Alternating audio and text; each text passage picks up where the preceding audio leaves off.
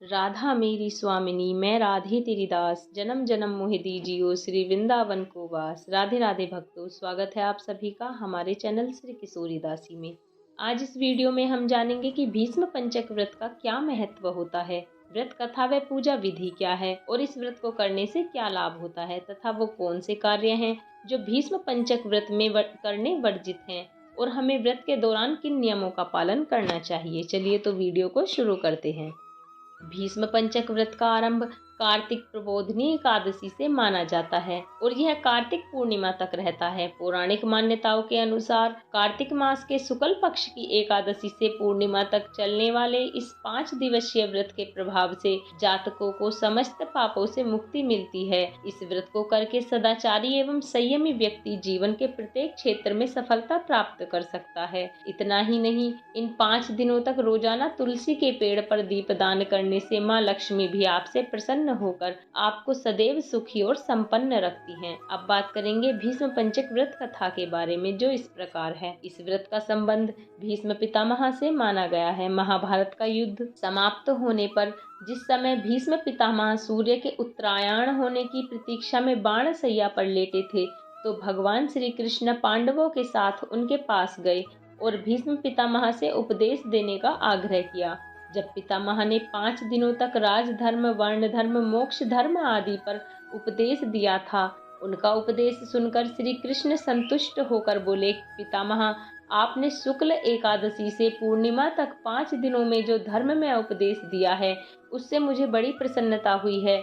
मैं इस स्मृति में आपके नाम पर भीष्म पंचक व्रत स्थापित करता हूँ। जो लोग इसे करेंगे वे जीवन भर विविध सुख भोग कर अंत में मोक्ष प्राप्त करेंगे। भीष्म पंचक को पंच भीखु के नाम से भी जाना जाता है। कार्तिक स्नान करने वाले सभी लोग इस व्रत को करते हैं। अब जानेंगे भीष्म पंचक व्रत की पूजा विधि के बारे में। भीष्म पंचक का व्रत करने वाले साधक को ब्रह्म मुहूर्त में उठना चाहिए और दैनिक क्रियाओं से निर्वित्र होकर घर के आंगन या नदी के तट पर 4 दरवाजे वाला मंडप बनाकर गाय के गोबर से लीप लेना चाहिए। बाद में सर्वतोभद्र की वेदी बनाकर उस पर तिल भरकर कलश स्थापित करना चाहिए। 5 दिन काम, क्रोध, अर्थ आदि का त्याग करके ब्रह्मचर्य, क्षमा, दया और उदारता धारण करनी चाहिए।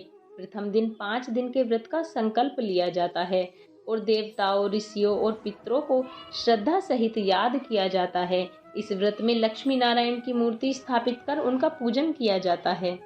गरुड़ पुराण के अनुसार भीष्म पंचक व्रत के दिनों में भक्तगण द्वारा भगवान श्री कृष्ण के समक्ष निम्नलिखित फूल अर्पित किए जाने चाहिए। पहले दिन भगवान के चरणों में कमल के फूल अर्पित करने चाहिए। दूसरे दिन भगवान की जंघा पर बिल्व पत्र अवश्य अर्पित करना चाहिए। तीसरे दिन भगवान की नाभि में सुगंध अर्पित करनी चाहिए। चौथे दिन भगवान के कंधों पर जावा का फूल अर्पित करना चाहिए।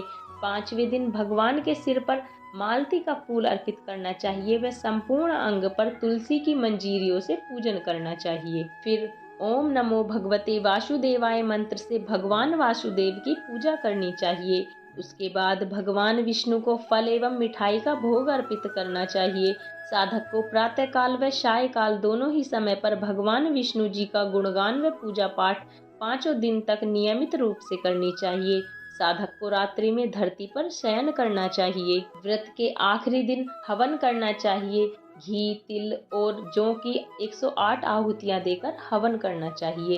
यथाशक्ति अनुसार ब्राह्मण को गौदान, वस्त्र दान और रुपये पैसों से युक्त दक्षिणा का दान देकर उनको संतुष्ट करते हुए उनका आशीर्वाद प्राप्त करना चाहिए और फिर स्वयं भोजन करना चाहिए।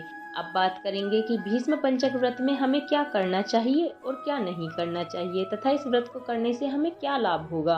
भीष्म पंचक व्रत के दौरान हमें ब्रह्मचर्य का पालन करना चाहिए। व्रत के दिनों में अन्न का त्याग कर कंद, मूल, फल, दूध का ही आहार ग्रहण करना चाहिए। इन 5 दिनों में रोजाना तुलसी माता के पेड़ के नीचे घी का दीपक जलाना चाहिए। इन 5 दिनों में पीपल के पेड़ पर रोजाना भीष्म पितामह के निमित्त तर्पण करना चाहिए। इन 5 दिनों तक अखंड ज्योति प्रज्वलित करके रखनी चाहिए और गीता का लगातार पाठ करना चाहिए।